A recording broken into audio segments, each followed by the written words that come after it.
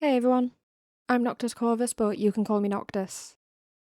This week we have another speed paint here, where I am still working on something relating to a side project that has been going on in the background.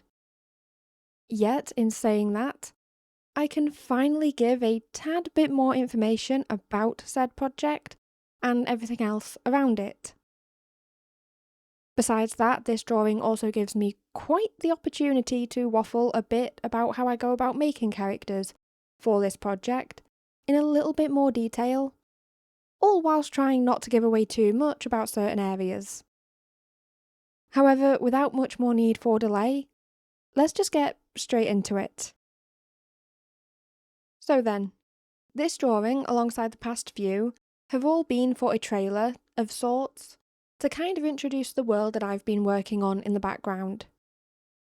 For those who are unaware, I adore writing as much as I adore drawing, and last year decided to undertake one of my larger projects yet, and that was basically to construct a world, with the idea being that multiple stories would and could coexist and take place in the same world and at the same time or at varying points of the world's history. That would mean that each story would affect one another, attitudes and actions shaping the world and the futures where other stories would then wait to unfold. It's taken a bit of time, and if I'm still being honest, the world is far from 100% complete. However, to now complete the world, I am at a point where the stories have to start taking shape, or where I at least need to be aware of what would change things and how. For an example of this, if a town burning is part of a character's backstory, I would need to know who burnt it and why and how that impacts the world as a whole. If it is part of a larger war or conflict, it is working out who it is between, what sides there are to the war, and also why they would go to this length and what their goal would be. Alongside all of this, I would also have to work out the overall state of the local area that would lead to this course of action being taken. And honestly, the easiest way to go about all of this at this point is to start building the stories that then would point to the gaps that I currently have. I mean, I have the larger ideas and other frameworks that I need before any ideas of events, yet I often find with world building that it does reach a point where the story's events have to start being taken into consideration, and kind of part of the earlier equations for what will work and what won't. I mean, yes, I could build up every culture and every tradition of every section of the world, before I ever even start to think about the characters who exist here or the stories that would take place. But I would then have to go back and work out why that tradition is that way, where it stems from, and who started it, really. And I'd have to do a lot of retroactive work to make things fit with the characters in the world that I think would belong there then. Also, ideas would end up scrapped and set aside, and it would be more work than it was really worth. For an example of this, if an area wears a certain colour at funerals, why? It wouldn't make much sense if the reasoning was simply that's what we do in the real world, when this world is separate from ours. If they do that, it would stem from a belief system that started at a certain point, or it started as a tradition set by someone of a larger influence. In another sense of this, I also feel that this part of world building benefits from working with the story's development alongside it, as the world is then allowed to be shaped by events, and there can be more impact on the world from the characters themselves. What I mean by this is that if an area had no tradition or an idea of divorce until someone of influence or power decided that they were going to do it, it would then kind of shape how that area would develop, and also how this character would be viewed. Perhaps people wouldn't agree straight away. Perhaps others would follow their lead and a tradition or a process would be established. However, it would then be more of an impact on the world rather than me just deciding that, at some point somewhere, the area develops the idea and people react in one way or it changes over time, and then making a character to fit that mould already set up. All of this is a really, really long way of explaining that, though some areas are still being developed, I am ready to start sharing stories set in the world that I have been building. I have some of most lengths that would have helped answer a lot of the debate so far already, and even pointed out areas that I otherwise would have overlooked entirely. Yet this drawing was the final one for that trailer. So then, at the time of this video coming out, there will also be said trailer out on its own channel. I will link that below in the description for those interested, and the main reason I'm putting it on its own channel is because this project and world will be quite large, and I feel like it needed its own space to breathe. The entire project is called the Tales of Soloctia, as that is what I've called the world, with the main focus being on sharing stories and tales that take place within the fantasy world. I at the moment can't promise an upload schedule for it just yet, but you shouldn't be waiting too long for the first story, as it is already quite a way through development. And, well, a slight spoiler is that it does concern this very character in this picture as well, which is also partly why I had this conversation with this piece of work. But besides all of that, there is a reason why I chose this drawing to discuss this topic of world building with as well. After all, I have gone on about getting to a point where there are stories to influence the world with the characters in that form. That is normally the best route that I take that works well for me, especially with this sort of thing as well, where I have the general idea for a story or events, make a character that fits into the world, and then I work out personalities and character traits alongside everything else that they would need, and I go from there to see if the characterization and personality of this character would actually carry out the events of the story I've made. A shy character may not fit some stories, and a really outgoing character might not fit others, so it's kind of just working out what the character would do as well.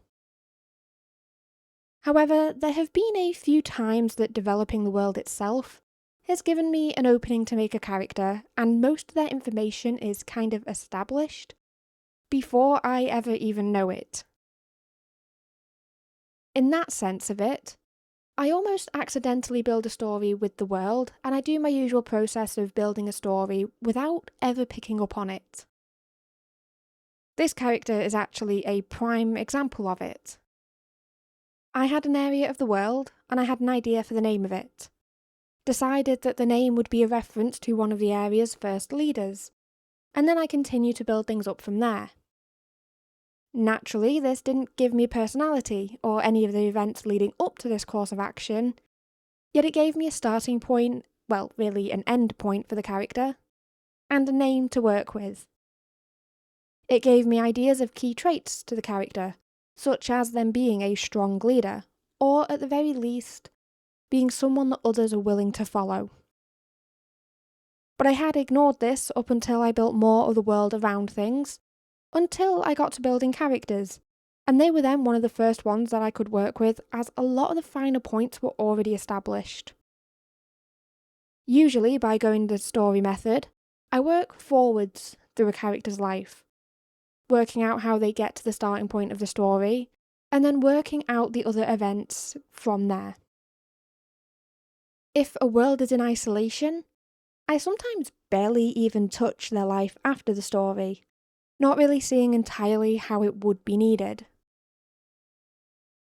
This time, I almost actually had all of the aftermath of their story.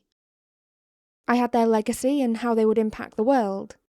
So it was a bit of a shift that this world has seen me work with in moments like this. I did have to slightly adjust my process to work out how she left this legacy, and what it would look like when they were alive. If the legacy matched the character, or if it had been exaggerated and spun through time and history. I came to think about the time that they would exist in, and what it would look like, and then also possible motivations that would then help me shape the world in a way that I wanted. In truth, I actually worked out her adulthood much quicker than anything else. I had some traits already, such as her name being more feminine and liking that route. But the events she took when older slotted into place with a hazy framework of history that I already had. However, I needed to work out what shaped her, and what guided her to these choices, which left her childhood as one of the harder things to work out entirely. I had who she would become, but not what she started as. I actually then got the idea from a story framework that I had much later on in the process, and realised that it fit her character. You see, part of this project will be the stories told within the world, to help give context to belief systems and their more local ideas, and to kind of give an insight into the actual life of this world and what that would look like. These would be the stories that might be myth or legend to the people, or they would be stories told to caution one another about things that they can't, or can, explain. The world has magic and various creatures, so one of the earlier ideas that I had for a story in this world was one where there is a caution given to a child about straying in a forest, which seems like a rather reasonable warning to give someone, I believe, as well. Now, this may be partial spoilers, but working that out kind of helped me start to think about the childhoods that people may have in this world, and, by extension, hers in the drawing here. It then brought everything into place, and really helped me resolve some of the remaining blank spaces in her character, also helping me give a sense of motive that would lead to her making such a large change, which I felt she would have needed. Having a character do something, just because, felt a little bit flat and uncreative, especially when I had so much to work with this character. Don't get me wrong, there are some characters that would do things just because they could or just because they can, and that would work for them, but not for her. However, my experience with developing this character has sort of helped me prepare for later instances of this as well. Most of the characters stem from a story idea that fits into the world, most seeing the characters shape the world in various ways. However, there have been one or two instances of the world sort of forcing its own stories and developments through. For example of this, if a large kingdom happens to be somewhere in the world, it likely came about somehow. It wouldn't have just popped into existence one day, so I need to consider how that would come to be about, whether it will be through violence or diplomacy or some secret third option. This also applies in reverse if a kingdom is meant to fall or break apart, and if alliances are meant to fail and thrive between eras as well. These instances would see cases where characters develop between the cracks, with a story established that would help convey the development of such a world. Such as, for example, marriages of alliance. They explain a unification or an alliance of two areas across the world, so that they may develop a story of how it got to this point, or why that solution was reached. It also accidentally creates a story about how the people it concerns respond to the situation, and what those outcomes might be. It then also creates opportunities to develop how the others around the world in other situations would view it, whether this might be seen as normal or a wise and upstanding choice, or if it is a more unique situation to the area that people might come to question. Or, rather simply, if people in the area and outside of the actual marriage might consider it opposition to their own standing. Now, in saying all of that, the situations where the world building creates characters and stories tend to be centred on some sort of noble ranks of the larger world, or at least larger characters with a semblance of power somewhere. I have noticed that, purely with the origin of how that process goes, it is very rare that it would happen with a person of little power already in the world, unless they were to attain influence and power somehow later on. By this, it wouldn't create someone of the general population, unless that person would someday or somehow sway the track of their local history, or by being a shaping force. It could happen, hasn't just yet, and maybe in theory. But as I said, it hasn't quite happened yet with many of the characters I've come to look at. But all of this is quite a fun way to develop characters, and it's also a bit of a unique way, personally. and it has really been fun working with a character in this manner. This one by far was the most challenging, given it being the first one that I ever worked with in this sort of framework. But it certainly hasn't disappointed, and she is at the moment one of my more favourite characters. Now then, we have quite a bit of time left here, and I have rambled plenty about the actual process and where these characters come from. Maybe I haven't touched on the finer points of a world yet, such as how I would actually develop a belief system or a governing order, or even the finer points of designing a character and setting up the personalities and all of that. If you're interested in that, do let me know, but I have kind of skimmed the surface for the moment, as I really wanted to focus primarily on how these stories take shape and the characters that partake in them. They are, after all, in my opinion, the part that makes the world feel the most alive, as they are people's access to the world around the characters, so it makes sense that I wanted to talk about that a little bit more with how they come to be. However though, with the time left here, I do want to address some of the choices I made for this specific drawing as well, and why those decisions were made. The first and the main detail with this drawing is the tone of the image, and the sort of atmosphere given by the character. As I have said, this is the last image that I have had to work on for the trailer and the character. So the character here may be familiar if you saw one of my other recent speed paints. So I also want to address that here and why I did that and what I was aiming for with it especially. This character is the same as another that I have drawn, I've mentioned that. In the castle speed paint, the one that focuses a lot on the atmosphere and environment, I spent the latter half of that video drawing the grown-up version of this character. The whole point here is that this drawing shows them when they are younger, before most events could really occur, and the other is then a snapshot of later, of a moment in the middle of events happening or after, when this character has grown and changed from the moment that I draw now. The drawing is all about the atmosphere when I come to think about it. A darker castle with night outside the windows. In the other one she stands armed but not at guard, as if she is then addressing someone who we can't see. Here, it was intentional to be the entire opposite. Rather than being surrounded by walls, she is instead out in the forest. She's smiling up at the quote-unquote camera, and it is meant to look more happier than last time. There is no urgency, she is doing nothing of note. There is no weapon, no glare, and nothing that would indicate any sort of trouble that would linger outside of this scene. And that again is by design. This moment is years off anything happening, and she wouldn't know to be cautious of a lot during this moment. So it is meant to be a bright and carefree moment or memory, compared to the other one that I worked on previously. The darkest part of this one visually, arguably, is the background, purely to help the foreground stand out that touch more than it otherwise would have. However, I also wanted to portray the contrast in more ways than simply the colour and atmosphere. I've touched on it too, but it was a choice in the environment. One of my other contenders for this idea had been the child inside with her mother, a sort of happy memory centred on relations and other people in the girl's life.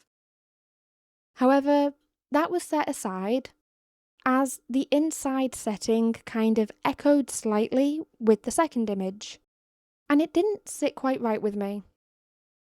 It was a touch too similar for me to work with, and it didn't quite give the impact that I wanted. So I changed it to the forest to keep it as a natural environment that would then contrast with the more man-made impressions of a decorated room. This also had the bonus of being read with a lot less restrictions as well, if that makes any sort of sense. Yes, she is surrounded by the bushes on all sides, and it frames a lot of the work. Yet it isn't a straight line or a strict boundary that none could ever pass. If you try hard enough, you can get through a bush. And there are many softer shapes than that of a literal wall. There is less care when she's younger, fewer things to hold as concern or worry, and this is better shown in this more open space that can then grow beyond a straight line. I think the straightest part here is arguably the tree. And again, even that was by design. The tree is at an angle in the foreground and it kind of helps bring everything into the image. It still doesn't feel massive and too open. You're still very much focusing on the girl and nothing else. But the tree is the straightest part, and even then it grows and it is a very obvious sign of nature. Comparing that to the other one I did, where there's not really any notable plants in sight, if any plants now that I think about it, it is meant to be a literal opposite. And I quite like that very subtle detail. However, though, we are actually coming up on time here for this week. The final touches for this one were simply a gradient map to give it a kind of final effect to link the colours together, though I will yet decide whether I keep that or whether it goes. I slightly like the result with the gradient map more than without it, so I am leaning a bit more towards it staying, but we shall see the result at the end here and with the trailer. The other final touch was then just the usual lights, just to add that sense of magic to the outcome, and because it didn't look entirely complete without it. I am also a rather biased source and I like the little light dots. But it was really fun to get to work on this drawing, and I am glad that I finished the other project as well. It now might come up less in the speed paints until a little bit later on, but even in saying that, I personally don't hate mentioning it here, as I really do love how everything ties together. I suppose I just worry more that people get fed up of hearing about it or something, but that's a concern for later on at this point. For this idea as a drawing on its own, I still then really had fun with it. I loved the process for it, and the process itself gave me one or two challenges that pushed me to work on a few areas that I would commonly avoid. It isn't the most detailed of things, yet that also ties into the narrative of the character, and the details here and over-detailing it would have only taken away a lot from the outcome, or it would have come to distract the eye from what actually matters here. But the main point to all of this is then that I simply had fun working on it, and it let me ramble about the processes to the world as well, and in ways that I otherwise wouldn't have mentioned, which is always a bonus. Being said though, we are unfortunately out of time here for this week. Thank you so much for watching and have a great day or week. I hope you've enjoyed this as much as I enjoyed making it, but for today, this is goodbye.